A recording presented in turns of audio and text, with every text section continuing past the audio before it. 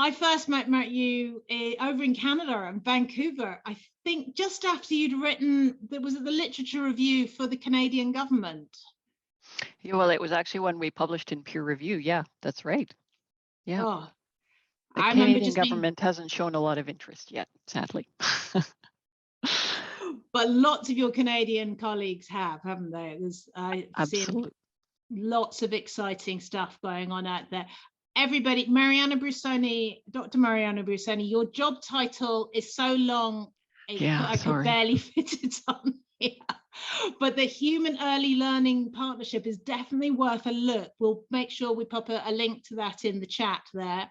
And you're now Associate Professor in the Department of Pediatrics in the School of Population and Public Health at the University of British Columbia. Yeah, it's a mouthful. Sorry. That's fine. I'm so excited to hear what you've got to say today, Mariana. Do you want to just take it away? Sounds great. And thanks so much for this invitation. It's exciting to be here. So let's see. And I have to say that the OPAL program is just amazing. And it's one that I've been looking at from afar for quite a while. And I know it's in Toronto as well. So very excited to have it move across the country. But happy to be talking to you today about how to put away the cotton wool and support children's freedom and play. And so just to give you a bit of background, I do injury prevention research. So I've come at this where I used to be the one who was, well, I am the one who's trying to prevent injuries, but have shifted my focus in realizing that our approach was very siloed, only focusing on injuries without thinking about the bigger picture. And because I'm a developmental psychologist, this really became quite apparent to me as a really serious problem. So to introduce this topic, I think it's really most helpful for us to be able to think back to our own favorite childhood play memory, where you were, what you were doing, who you were with, the sights and sounds and smells you felt. And so I've asked this question of people around the world. And what's astonishing is that the vast majority, we're talking 95+%, remember being outdoors. And they remember taking risks and have feeling of freedom and being able to move their bodies in ways they wanted and hang out with their friends and limitless kind of joy and fun and just figuring things out for themselves, how they wanted to do it and what they wanted to do. And it turns out, in my research that we've been looking at this, that those kinds of activities are really critical to children's health, development, and well-being. And importantly, that the indoor play is different from outdoor play. And there's things you get in outdoor play that you can't get anywhere else that are absolutely critical for kids.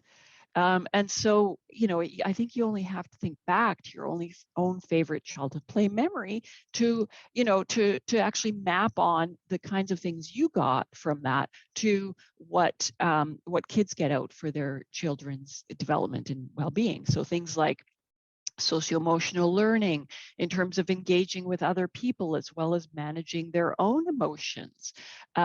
Cognitive development, the outdoors provides limitless possibilities as well as the abilities to really make their own goals and follow the steps to attain those goals.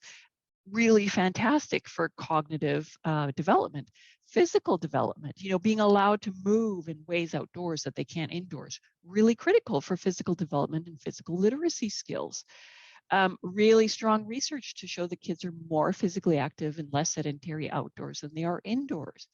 But what I'm most impressed about, I think, is the mental health benefits of this kind of outdoor play with its freedom, because it's quite vast. First of all, kind of reducing anxieties around, fears and things like that, but also with kids being able to engage and play and test out their limits, they're able to also figure out what they're comfortable with and how far they can push themselves. And that gives them tremendous self-confidence and resilience, because things go wrong and things go right. So when things go right, it's like, I did it. And when things go wrong, it's like, okay, well, I learned from that. And you know what? I was able to handle that. And that's just, there's no substitute for those kinds of experiences for children's health and well-being. So it's really not an exaggeration to say that play is the engine of optimal child development. Now, in my own research and in colleagues' research, we've been concerned because there's been a real drop in play towards indoor, sedentary, screen-based activities and supervised activities. And we are part of the teams that are documenting the effect of that on kids. It's in my research. I won't talk about it today, but there's all sorts of kind of concerning trends. So what I do want to talk about is that there's, three key ingredients to outdoor risky play supportive environments: time, space, and freedom. And the Opal materials really go into this beautifully. So with time, you want to make sure that there's dedicated time for play every single day. With space, you want to make sure that the space the kids have access to is enriching and very, promoting of creativity and their curiosity. And loose parts, the way the Opal does it, is a wonderful way to do that. And the third thing is freedom. And that's where I've spent most of my research time. And because freedom, and the biggest limit on freedom, is us, the adults and caregivers that surround the children. It's us being afraid of what could happen to kids. And so I call this anxiety-based caregiving. So the idea that we're making decisions around what kids should be allowed to do based on managing our own anxieties, rather than, really looking at the kids in front of us and realizing what is best for them. And so one of the things that I look at, and what I've heard from parents and from others, is fear of injuries. When kids are out, fear of kidnapping, fear that that parents will get mad, and that the liability issues and things like that. So all of these fears and anxieties that are driving this kind of limit on children's freedom. So I want to briefly address injuries, because injuries is such a kind of overwhelming concern for many people. So in fact, it's never been a safer time to be a child in the UK as well as Canada than it is right now. So there's been a tremendous drop in child injury death rates. And you can see from this table a 47% drop in injuries overall. And the vast majority of that has been driven by a drop in motor vehicle crashes. So safety elements like seat belts and that sort of thing. Play has never been a major cause of injuries, of serious injuries and deaths for kids ever. And it still isn't.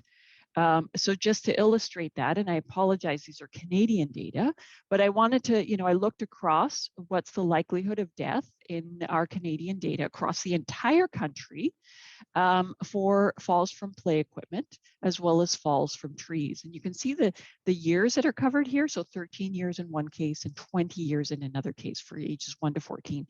It's a huge time span. And just to give you a sense, the 20 years, at that time, there was 371 deaths across Canada for motor vehicle crashes. But what about play? Well, really almost non-existent. We've got 2 kids that died across the 13-year span for falls from play equipment, and 0, not 1, for falls from trees. And when we look at the hospitalization statistics, it really shows that the serious injuries are just not a big concern. But I think really importantly to consider is that keeping kids safe means letting them take risks. The kids learn risk management skills, and it's in this relatively safe play environment that they can then transfer to other much more dangerous situations when they don't necessarily have adults there to help support their safety.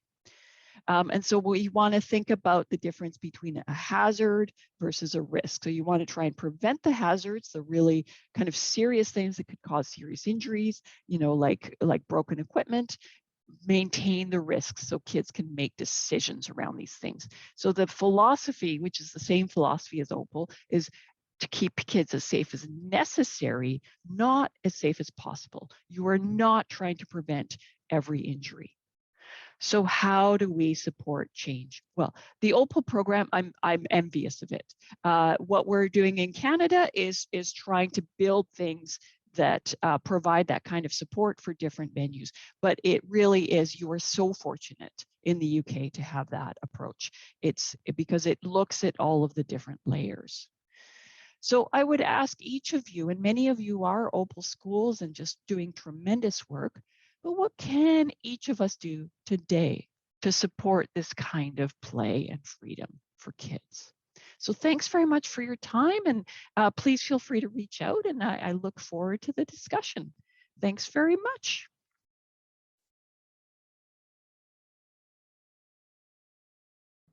Huge thanks there, Mariana. Oh, it's like I keep going back to a ship is safe in harbour, but that's not the point of a ship.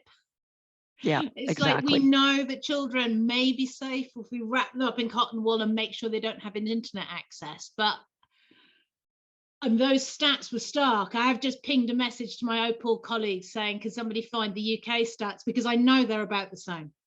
I know there's virtually no injuries from playground equipment, and yet people are so nervous about it, and it's understandable. But the other thing that we know is that in London, 24% of children get to a green space less than once a month. It's almost 20% in the rest of the UK.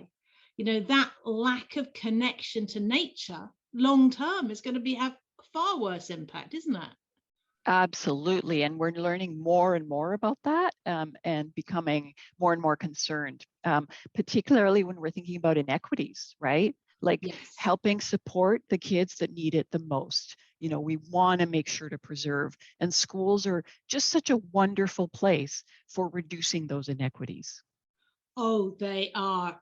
That is beautifully teed up. Mariana, you're going to stay around for the chat at the end, aren't you? Absolutely. Looking forward to it. Oh, thanks, can't Kath. wait. Can't wait. I'll see you soon.